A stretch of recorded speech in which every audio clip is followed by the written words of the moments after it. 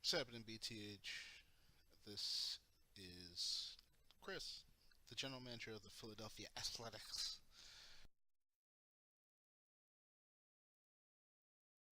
Loose USB cord. Okay, so basically, I'm just going to explain what the hell happened this offseason in the city of brotherly love.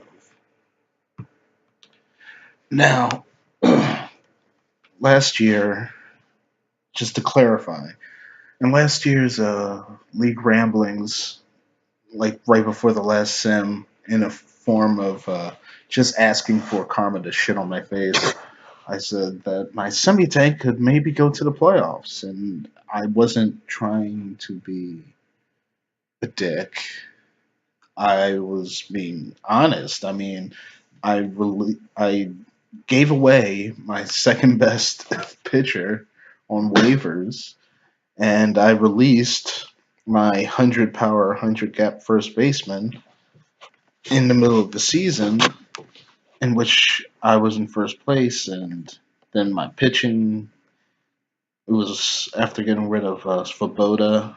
It was already thin, and it was just sad. But I kind of knew that I had to do that if I was going to get off of the track that I was on, which was not going to be the greatest track in the world to be on, you know, going into the future. So I said, well, I looked at the potential free agents for this off season, and it was I think it was Lee Gill, uh, Ricky Caruso, and Yasutoki, and I think there's somebody else.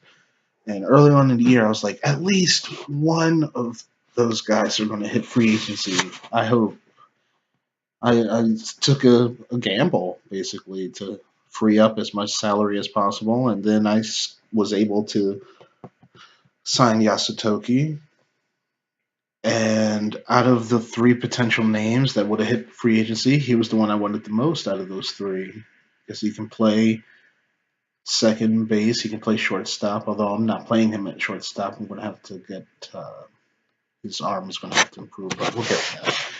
So basically, let me just go to the transactions major. That didn't happen. That was a glitch. Tyler Garner came back.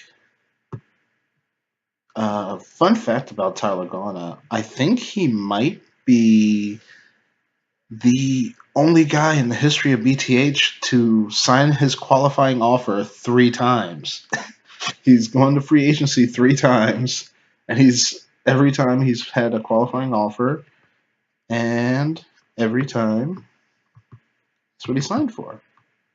Boom, boom, and they signed him for the qualifying offer rate for 3 years, and it was a good signing. I'm glad he did it because I got him. And then that, and so he's now entering his sixth straight year of $14.5 million.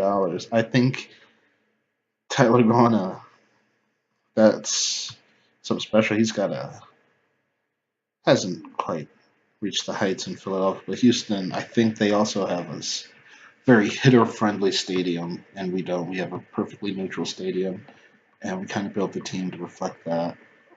And he's done well. He's been our leadoff hitter, scored 104 runs and 90 runs. Need him to score some more runs, but I don't think he was hitting leadoff for me last year. He wasn't. It was Bradley Doty who had to goatee because I needed pitching. Okay, but we'll get to that later.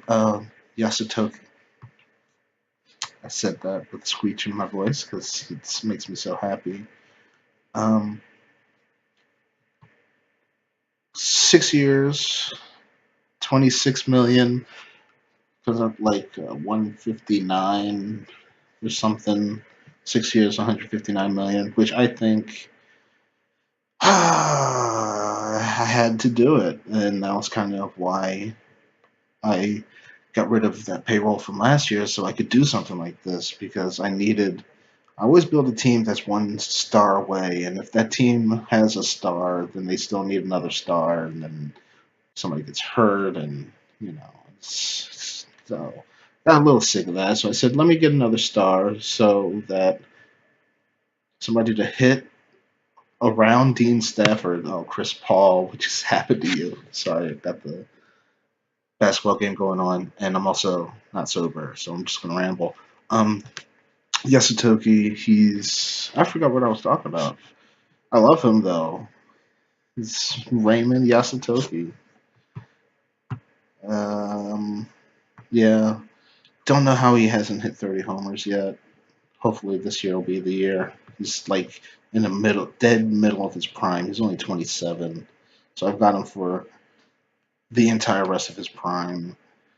And if the good Lord willing and the creek don't rise, he's gonna be here for 10 years and win 10 championships.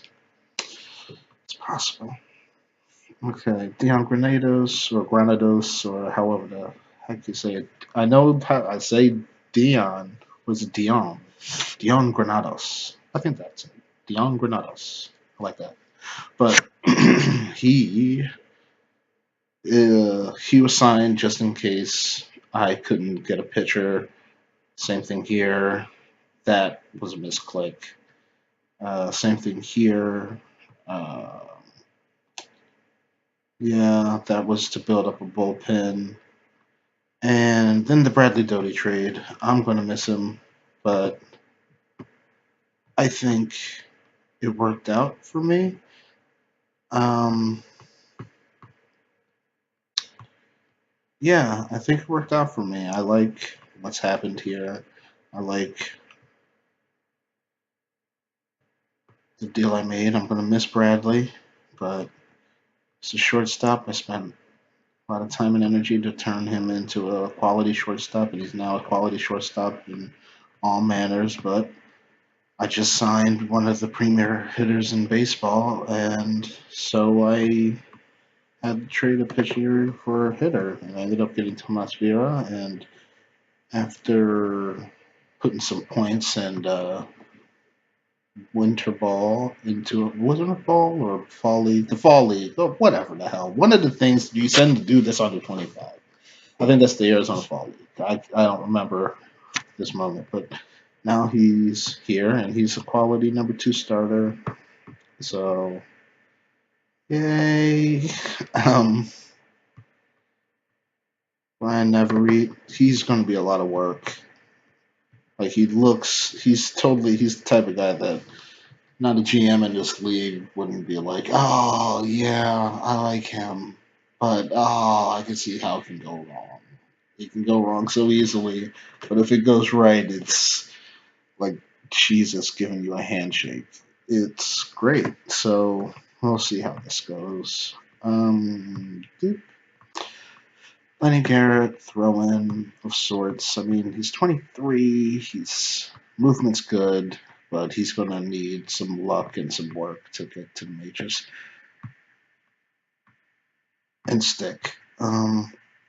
So when I traded Doty, I brought back Albert Saldana. Every time I say his name, I always want to say Alberto Saldana because that sounds better. Alberto Saldana. Saldana.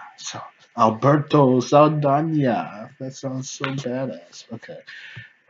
He's it's near the end. It's near the end for this guy. This is probably uh I mean, you never know with shortstop depth in this league, but I can imagine this is probably his last shot to be a starter and play every day because he hasn't played every day for the last 2 years for Colorado, and he did fairly well.